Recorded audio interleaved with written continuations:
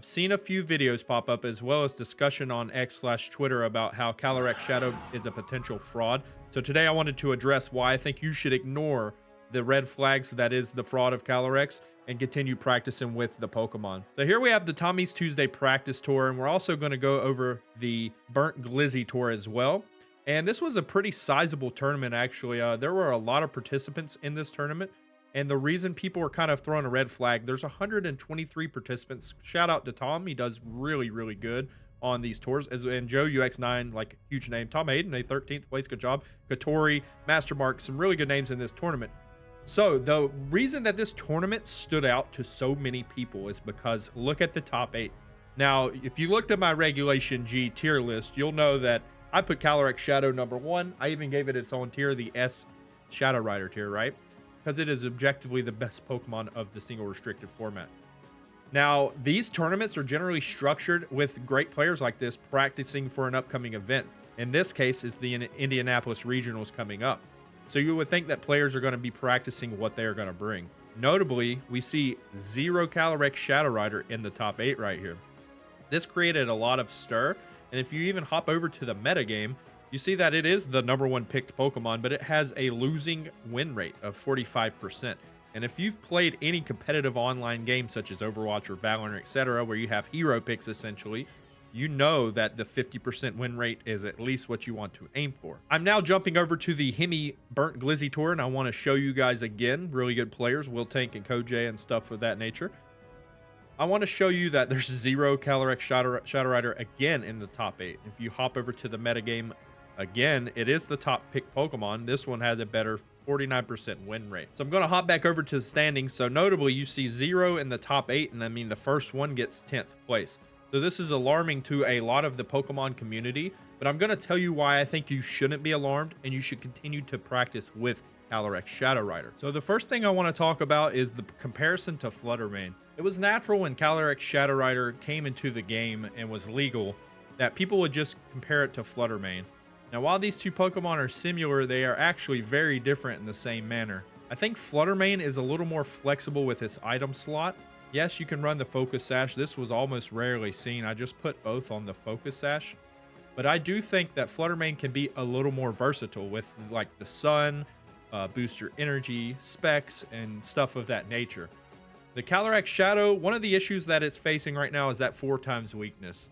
It's Psychic and Ghost, so it has a 4x Dark weakness. And where Flutter Mane could EV bulky on the defense side as well as the HP side, let's say you wanted to run that booster energy, for example. There were a lot of builds that would drop down to a 116 stat, and they would go modest instead of timid. The reason you go modest is, see, at 116, you hit that stat bump. So you'd go they usually go about 116, just hit the second stat bump. The first one occurs at 36. You'll see here 174 to 176 jump. So usually they would run something of this nature, and then they would just invest in HP, like something. I've seen some even bulkier, and just kind of creep the speed down a bit. And they would invest like in HP and then defense, right? So the reason that this was valuable is because you could run it modest, get a really good attack off, and then you could still change your item slot up. Now, I'm not saying that Calyrex Shadow is only going to be tied to the Focus Sash. I just do think it's the best item.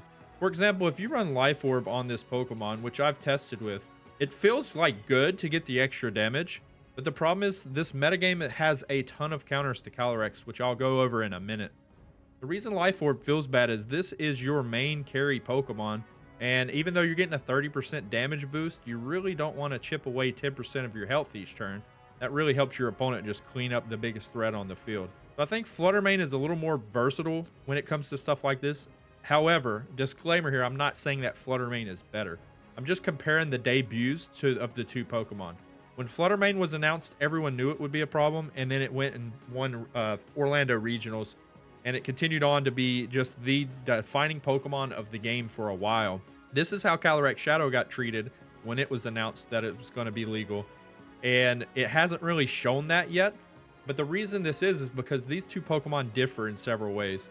So while they are both Ghost type, dodging Fake Out, and really high special attack, really fast Pokemon that aim to just sweep or chip down your team, Flutter Mane kind of runs in a different role where Its main moves are supported by its defensive Terra, Moonblast and Dazzling Gleam.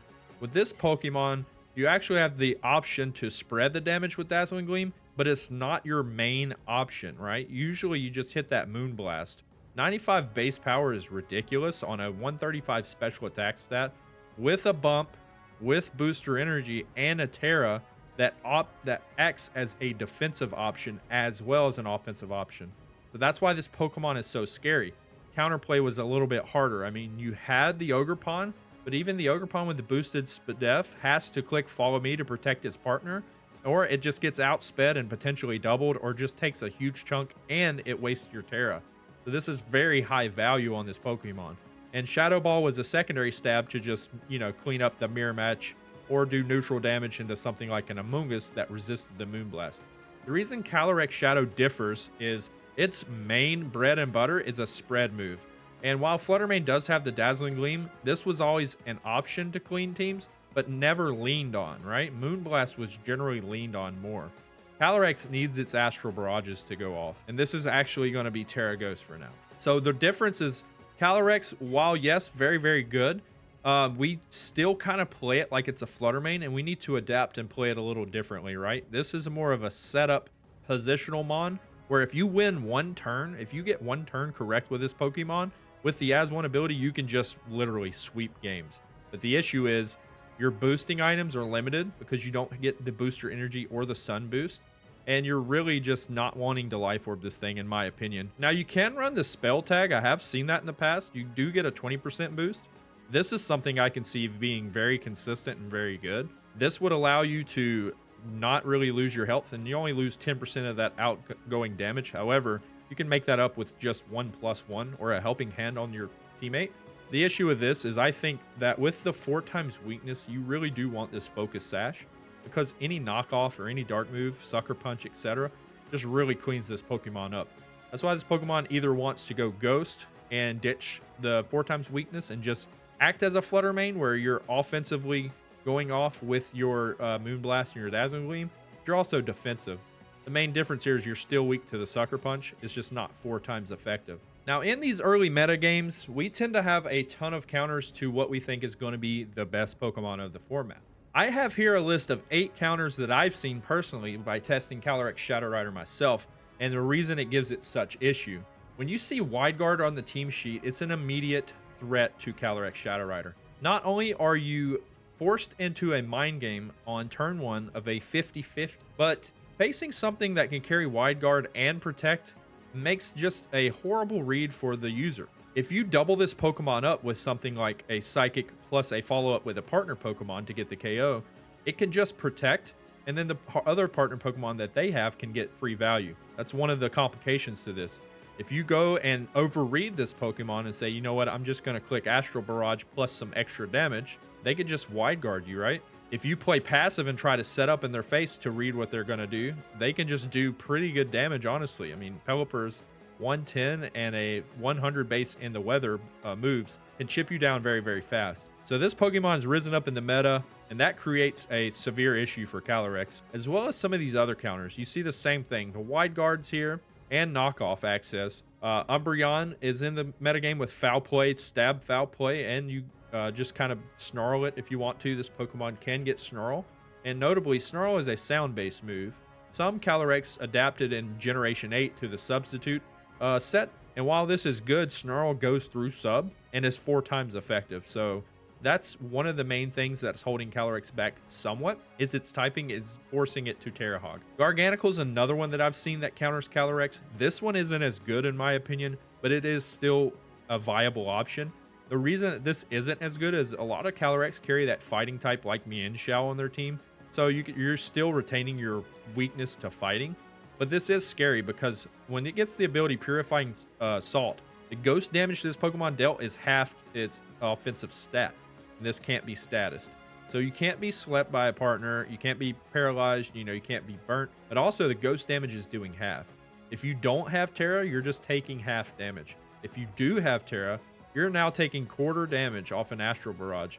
Not only that, but you have Wide Guard available. So this thing, Wide Guarding, Salt Curing to chip it down and recover, just gets really scary. The fact that this Pokemon can just stand in and Salt Cure, chip your sash, is honestly scary in itself. Rillabooms have been going Terra Normal, although I think Terra Fire is better. I have seen the Assault Vest Terra Normal that makes them pretty much immune, and you just resist the Psychic with the Assault Vest, and you come back with a very strong Wood Hammer. Incineroar is obviously just a natural counter. It always has been with the Dark typing and knockoff in this generation. You can just do the 4 times damage and KO it, or get it down to Sash while you're doing minimal damage. Safety Goggles if they do have the Amoonguss partner, but also this thing does run the Assault Vest every once in a while. This isn't very common, but it's just something that it can do, which just makes it that much more of a problem for the Calyrex Shadow Rider. The last 2 honorable mentions that I have is a combination of Pokemon, and I'm not saying these are the only counters, it's just a lot of the Pokemon that I've seen, but it's the Farigiraf and the Ursaluna Blood Moon. Now these are a nightmare for Calyrex because they're both naturally normal types. So if you get in a board state of this, not only can you set Trick Room, you have to make a read if you're taking a Blood Moon to the face on that turn 1, or if they're just going to protect and Trick Room. Farigiraf is almost impossible to clear for Calyrex and is one of the best counters. You're normal, so you're immune to the ghost typing, and then you're psychic, so you resist the psychic attack. Usually you want to lead your Calyrex and do a ton of damage to the Trick Room leads, and then rotate it out and clean up the end game and stall with something like Amoonguss, Incineroar, or Rillaboom.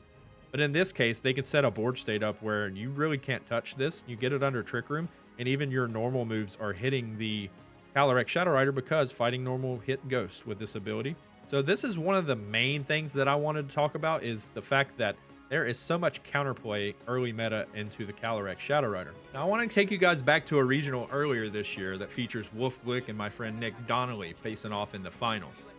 The reason that this regional was such a big deal is because of one particular Pokemon that was on Wolfglick's team.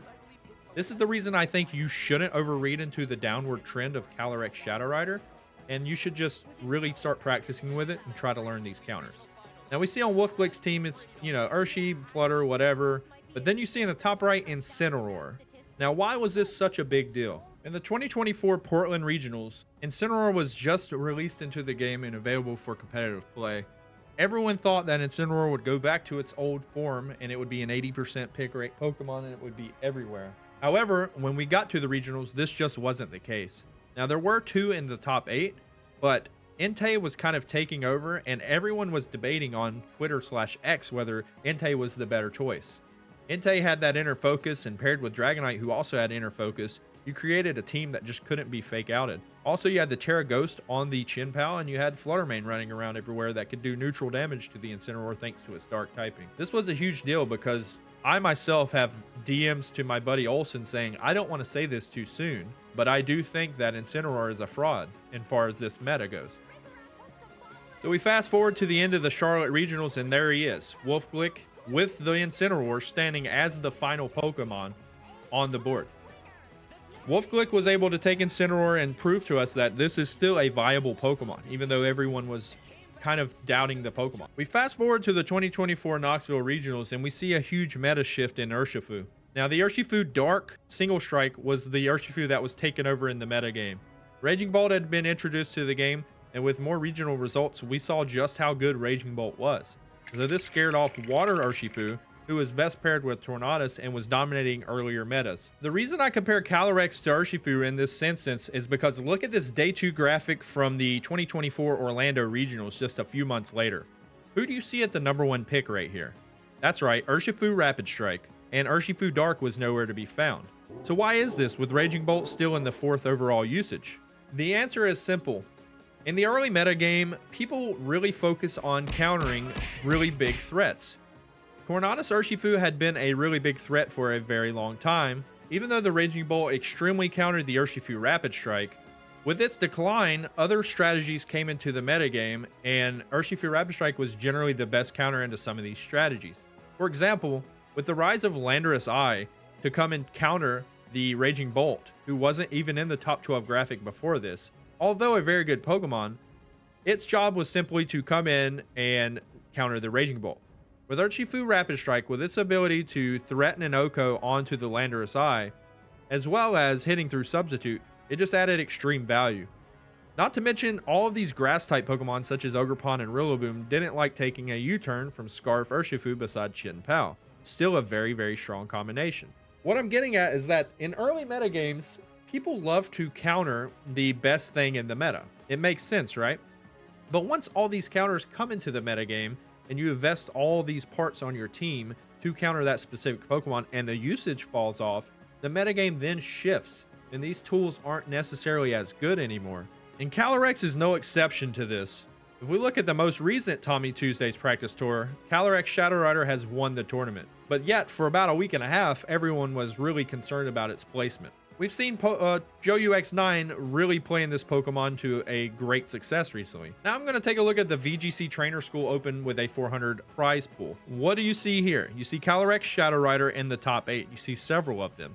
And if we look over the metagame, we see that Calyrex Shadow Rider is still the best picked single restricted with a 49% win rate, 205 and 208. So what I'm getting at with this Pokemon is that just because this Pokemon is the best defining Pokemon of the format and all the counterplay comes early on in the meta on every single team, this doesn't mean that this Pokemon is not viable or not still objectively the best. It's just going to take some time to figure out counter strategies, how to position it, how to use it, what Terra's the best. Even in some cases, there's some EV spreads, such as Wolf's Incineroar, who was specifically EV'd to underspeed the Farigiraf under Trick Room so it can knock off the Throat Spray, which was a pretty big deal for the team. With that being said, I think that Calyrex Shadow has a really bright future in the metagame, and I'm going to continue to practice it, and I really suggest that you practice it well. That's going to be it for the video.